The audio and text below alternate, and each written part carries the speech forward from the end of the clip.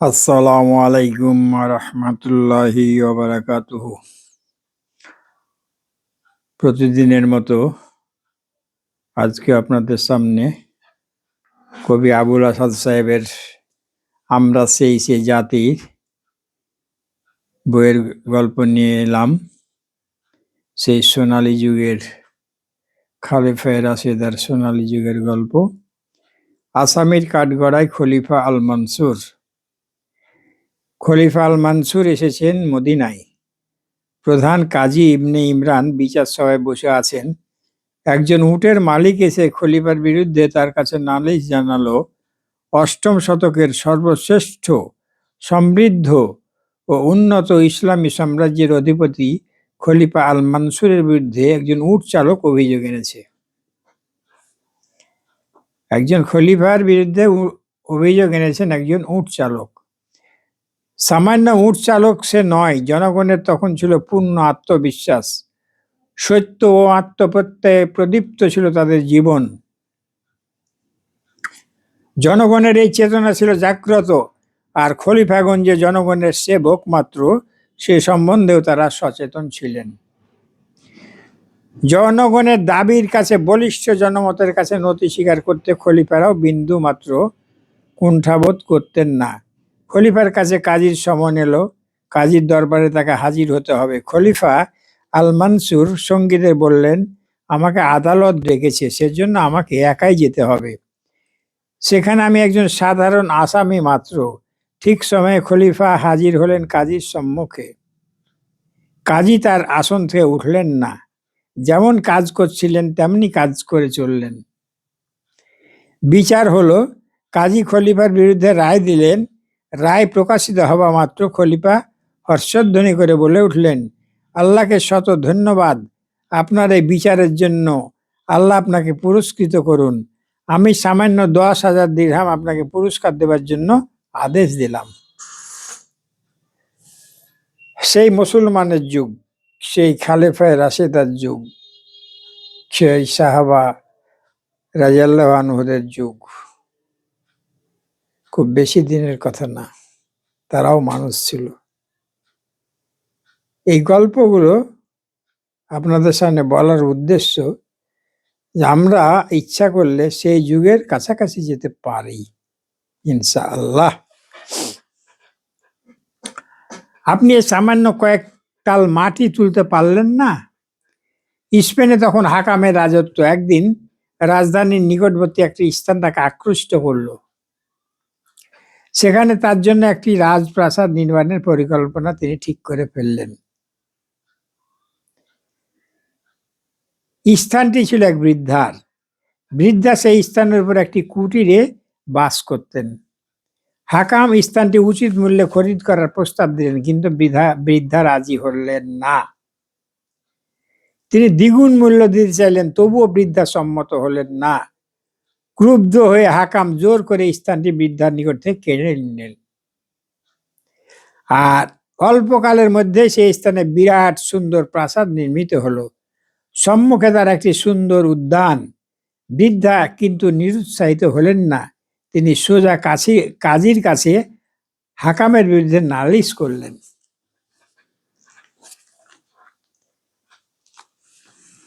কিছুকাল পর হাকাম কাজী সাহেবকে দাওয়াত করলেন তার নতুন প্রাসাদ ও বাগান দেখতে। নির্দিষ্ট সময়ে কাজী একটি গাধা ও কয়েকটি শূন্য থলে নিয়ে উপস্থিত হলেন। বাদশাহ একটু বিস্মিত হলেন, সঙ্গে সঙ্গে একটু কৌতুক বোধ করলেন। কাজী বাদশার কাছে বিনীত নিবেদন জানিয়ে বললেন, জাহাপনা, আমাকে এই বাগান থেকে কয়েক বস্তা মাটি দিতে হুকুম করুন। এই অদ্ভুত অনুরোধে বাদশাহ তৎক্ষণাৎ রাজি হলেন, কিন্তু মাটি দিয়ে কাজী কি করবেন তিনি তো আর ভেবে পান না। কাজী বস্তাগুলো মাটি দিয়ে ভর্তি করলেন। তারপর বাদশাকে আরো বিস্মিত করে তিনি বস্তাগুলো গাধার পিঠে তুলে দিতে তাকে সাহায্য করতে অনুরোধ করলেন। বাদশার কৌতূহল চরমে উঠল। তিনি তাতেও রাজি হয়ে সানন্দে বস্তাগুলো তুলে দিতে অগ্রসর হলেন। কিন্তু বস্তাগুলো এত ভারী ছিল যে বাদশাহ শত চেষ্টা করে তার একটিও নাড়াতে পারলেন না। কাজী বাদশার দিকে ফিরে চেয়ে বললেন, আপনি এই সামান্য কয়েক বস্তা মাটি তুলতে পারলেন না, কিন্তু মহাবিচারের দিন আপনি কি করে গোটা বাগানটাই কাঁধে করে আল্লাহর আদেশে বৃদ্ধাকে ফিরিয়ে দেবেন? কারণ স্থানটি আপনি বৃদ্ধার নিকট থেকে অন্যায়ভাবে দখল করেছেন। বাদশাহ লজ্জিত হলেন। তিনি তৎক্ষণাৎ বৃদ্ধাকে ডেকে পাঠালেন। বৃদ্ধার কাছে ক্ষমা প্রার্থনা করে তিনি বাগান ও প্রাসাদ সমেত স্থানটি বৃদ্ধাকে দিয়ে দিলেন। শাসনের কর্তৃত্বভার বড় গুরুত্ব দায়িত্ব, সে তার ত্রুটি বিচ্যুতির জন্য জবাবদিহি করতে হবে মহাবিচারের দিন। আল্লাহর কাছে তার হিসেব নিকেশ দিতে হবে। তাই খলিফাদের মুসলিম বাদশার চিন্তার শেষ নেই, ব্যাকুলতার সীমা নেই। আবার কেউ হয়তো আত্মবিস্মিত হয়ে ক্ষণিকের জন্য কর্তব্যের কথা ভুলে যান। তখন রূঢ় আঘাত দিয়ে কৌশল ও তৎপরতার সঙ্গে তার সম্বিত ফিরিয়ে আনতে হয়। খলিফা মানুষ তো, ভুল তাই হতে পারে, কিন্তু ভুলের জন্য ভুগতে হয় জনগণকে, দুর্বলকে। তাই দেশের উজির, দেশের কাজী খলিফার প্রতিটি কার্যে তীক্ষ্ণ দৃষ্টি রাখেন। নির্মমভাবে আঘাত দিতে, অপ্রিয় ও রূঢ় সত্য কথা বলতে একটুও ইতস্তত বোধ করেন না। আজকে এই গল্পটিতে আমরা কি শিখতে পারি? তারাও ছিল মুসলমান, আমরাও মুসলমান। আজ বিগত 50 বছরই বলা যায়, তবে সর্বোচ্চ বেশি হয়েছে এই বিগত 16-17 বছরে, যে রাজ্যের প্রধানমন্ত্রী তো দূরের কথা, তার উজির নাজির পাইক পেয়াদারা যেভাবে অন্যায়ভাবে বিভিন্ন লোকের জমি জোর জবরদস্তি দখল করেছে, এগুলা তো পেপার পত্রিকাতে বহু শুনেছেন। এগুলা কোনো নতুন কথা নয়, কোনো কল্পিত কথা নয়, এগুলা সত্য কথা। যে প্রধানমন্ত্রীর পিয়নেরই 400 কোটি টাকার মালিক, এগুলো কোথা থেকে এসেছে? আমরা অনাচারে ডুবতে ডুবতে ডুবতে কোথায় এসেছি? আসুন, বাংলাদেশে বর্তমানে এই সব অন্যায় অসৎ কাজের মূল উৎপীড়নের জন্য এই যে সংস্কারের জুলাই সনদ তৈরি করা হয়েছে, এবং সেই জুলাই সনদকে হ্যাঁ ভোটের মাধ্যমে বা না ভোটের মাধ্যমে বৈধতা দান করার ব্যবস্থা করা হয়েছে। তা আসুন আমরা এই সংস্কারকে হ্যাঁ বলি, সংস্কারে হ্যাঁ বলি। আল্লাহ আমাদেরকে একটা সুযোগ দিয়েছে, এই সুযোগ যদি আমরা অবহেলায় হারাই, এখনো কতগুলা বাংলাদেশের কুলাঙ্গার না ভোটে বলছে বাংলাদেশের স্বাধীনতা রক্ষা করতে চাইলে না ভোট দিন। এই কুলাঙ্গার গুলাকে আল্লাহ হেদায়েত দান করুন।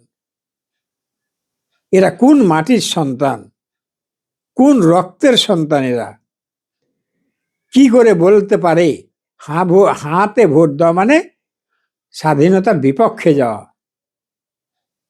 আল্লাহ কুলাঙ্গার গুলোকে হয় হেদায়েত দিন, আর নাহলে আপনি ধ্বংস করুন।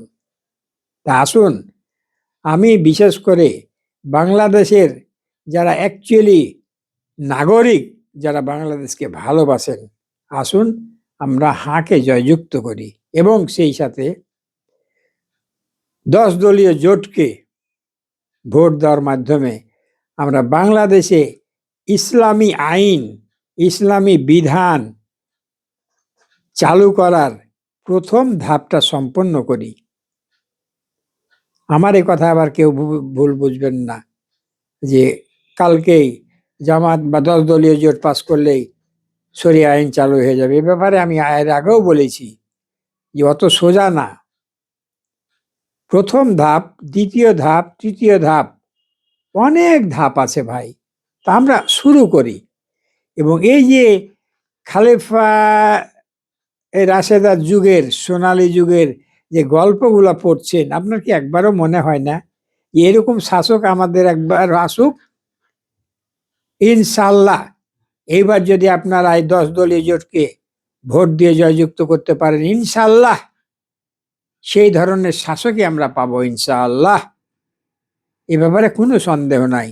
কিন্তু আমাদেরকে এগিয়ে আসতে হবে। আসুন আমরা আল্লাহর কাছে মাপ চাই আমাদের বিগত ভুলের জন্য, আস্তাগফিরুল্লাহ পড়ি, বারবার আস্তাগফিরুল্লাহ পড়ি, এবং আমরা দিনের বিজয়ের জন্য, আল্লাহর সন্তুষ্টির জন্য মৃত্যুর আগে অন্তত একটি ভালো কাজ করে যাই। মৌতের ফেরেশতা কখন চলে আসবে ভাই, আর সুযোগ পাবেন না। অনেক বয়স্ক বয়স্ক লোক, শিক্ষিত লোক, কেউ এই গোঁড়ামো থেকে বের হতে দেখছি না।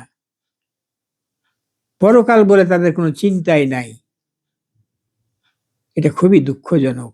আসুন আমরা দিনের পথে ফিরে আসি, আমরা হাঁকে জয়যুক্ত করি, 10 দলীয় জোটকে জয়যুক্ত করি।